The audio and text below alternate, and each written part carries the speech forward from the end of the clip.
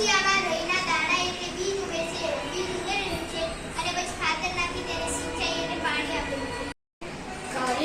ખાતર વગરની રેતી છે. આમાં રેતી પણ લીધી છે, રેતી લીધી, તેમાં પાણી નાખ્યું, પછી રાઈના દાણા નાખ્યા. આ ત્રણેય પાત્રોને આપણે 10 દિવસ પછી અવલોકન કરીશું. છોડનો વિકાસ ઓછો થાય છે પણ જમીનનું બંધારણ જળવાઈ રહે છે. આ છોડ ખાતર વિનાનો છે. આ છોડની વૃદ્ધિ કુદરતી અને કૃત્રિમ ખાતર કરતાં ઓછી થઈ છે અને આ છોડની માટીની ફળદ્રુપતા વધી પણ નથી અને ઘટી પણ નથી. કૃત્રિમ ખાતરમાં છોડનો વધુ વિકાસ થયો છે પણ જમીન નબળી પડે છે.